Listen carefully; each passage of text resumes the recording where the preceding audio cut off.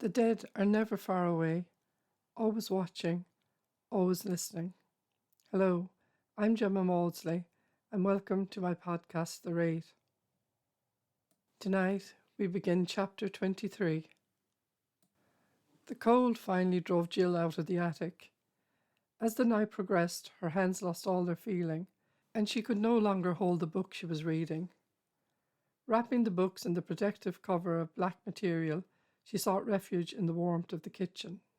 The light was dim here, and she thought this would afford the brittle pages some protection. Either way, she had to take the chance, or risk catching pneumonia. There was a side table that in the past was used for storing the small enamel bowls full of cream. These were later used in the making of the butter, but now the table stood forlorn and empty.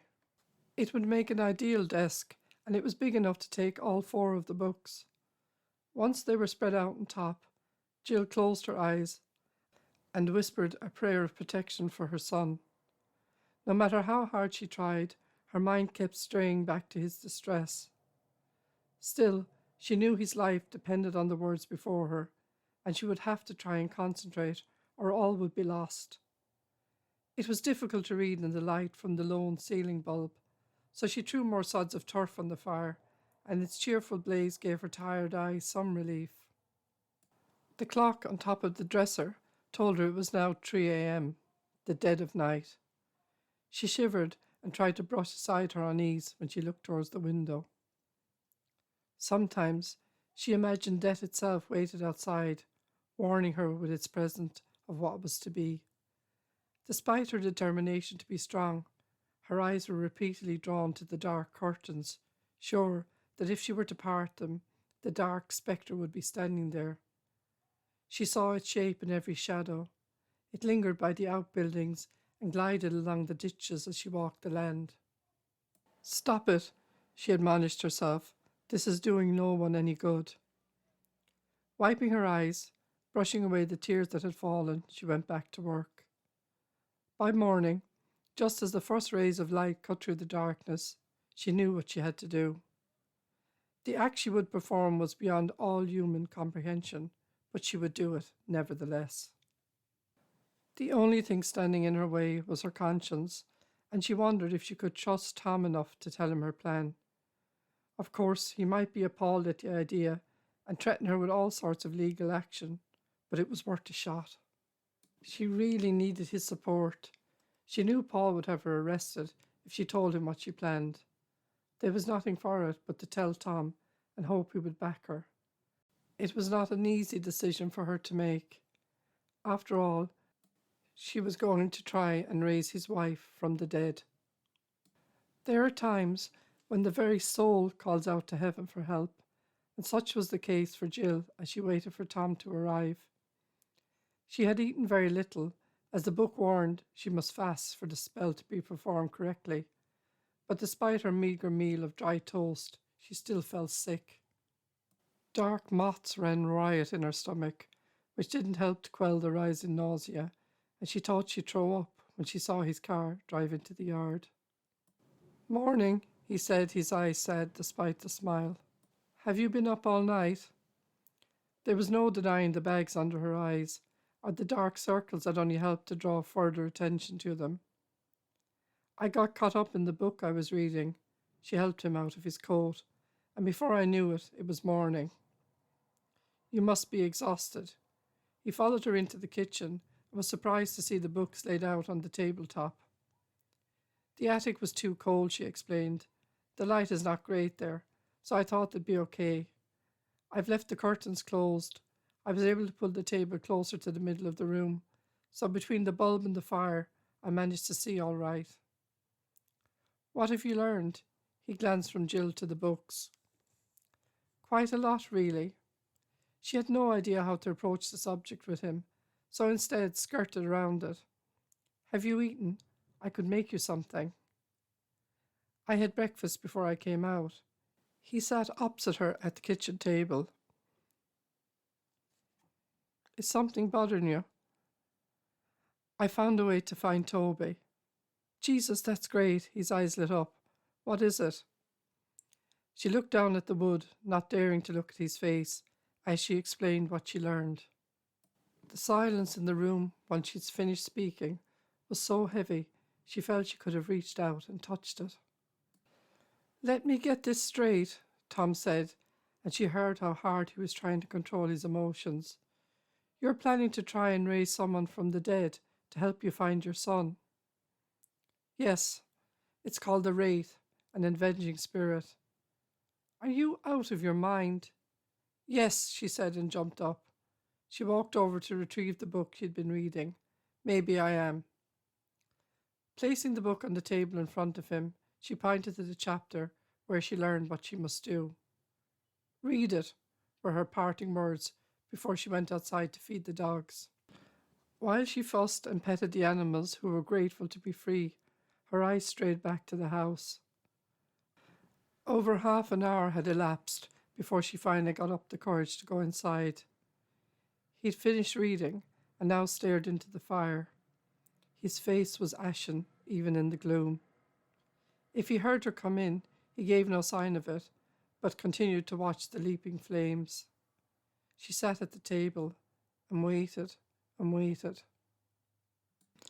"It's disgraceful," he said, his voice echoing in the stillness. "It's against the laws of God." Jill started to cry, big silent tears at first, then racking sobs that could not be quieted. He let her cry and offered no words of kindness or support until she was sure she had lost him. "I'm sorry," she gulped, wiping her eyes on a dish towel. "I want to find my son." "So do I, but not like this." "Then tell me how to do it," she said, starting to get angry. "Tell me how to find him before it's too late." He didn't reply. "I thought so. You're like all the rest, full of good intentions, but lacking when it comes to real courage." "You call this courageous?" He jabbed his finger into the book. "You think you're some sort of god, that you and you alone can raise the dead?" "I can try," she stared at him.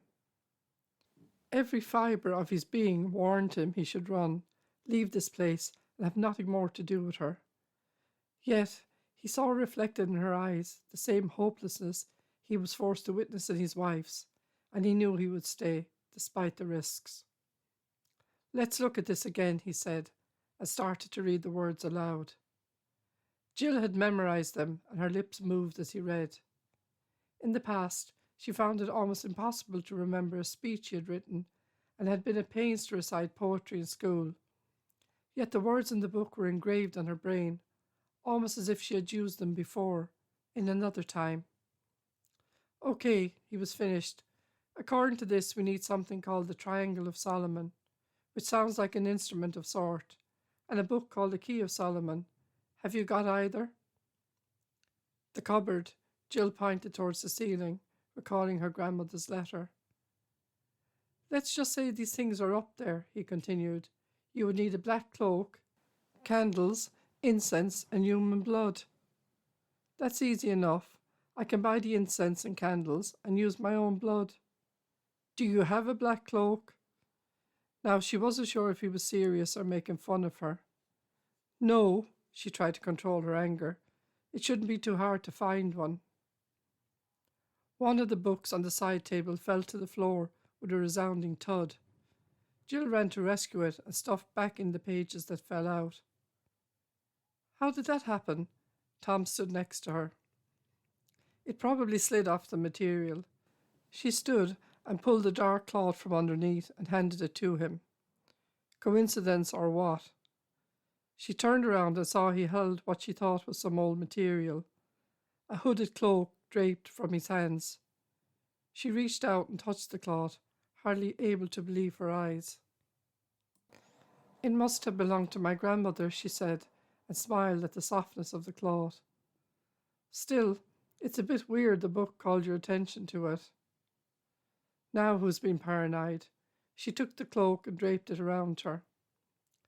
Though the material smelled old and musty, there was something comforting about the weight of the wool on her shoulders.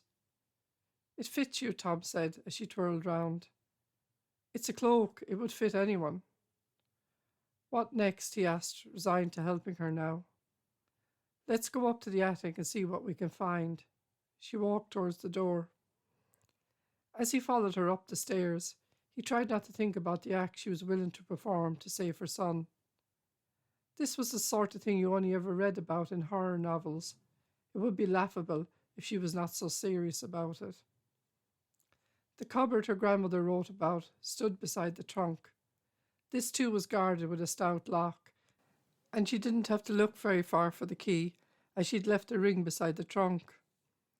Moments later it was open, and she stepped back to get a better look.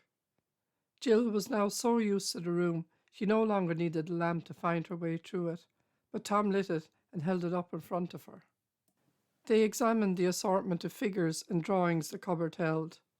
Take this. Tom passed her the lamp and knelt. She watched as he rummaged at the back of the cupboard before pulling out a wooden triangle. It was painted black and measured about 3 foot by 3 by 3. See? He traced his finger along the words written on each side. It's like the book said, the 3 sacred names of God. That must be the Triangle of Solomon. Jill put the lamp on top of the trunk and started to look through the shelves. I bet this is what we're looking for, he said. The old book was heavy, the covers held together by an ornate clasp. There was no key on the ring to fit it, and they would have to resort to breaking it open. Yes, Jill gasped as the first page came into view. It's the Key of Solomon. Let's take them downstairs, Tom suggested. It's too hard to see up here. They spent the next few hours studying the book and learning its use. Do you think it could work? Jill asked when they finished. Maybe, with a serious practitioner, someone who believes in all this and knows what they're doing. Not a novice like me. Do you really think a spell can raise the dead? I think it's like my grandmother said. It's impossible to disturb one who lies in restless sleep. Like whom, for instance? He was getting tired of this nonsense. I don't know. Jill bit her lip and was reminded it had still not healed. Someone with unfinished business, perhaps. Go on, say it. His face was set hard. No, then I'll say it for you. Someone like my wife. That's what you mean, isn't it? I wasn't necessarily thinking along those lines. She hoped he didn't notice her blush. I was just thinking out loud. No, you weren't. He was shaking with temper. You were thinking about Marie. Tom, please. She touched his hand, but he sprang back as though her touch burned. Get that out of your mind right now, he said, and stalked into the hall. He grabbed his coat off the peg. I should have listened to my instinct and left hours ago. He was about to slam the front door, but she caught it before he could and threw it open. I'm going to do it, she screamed and ran after him.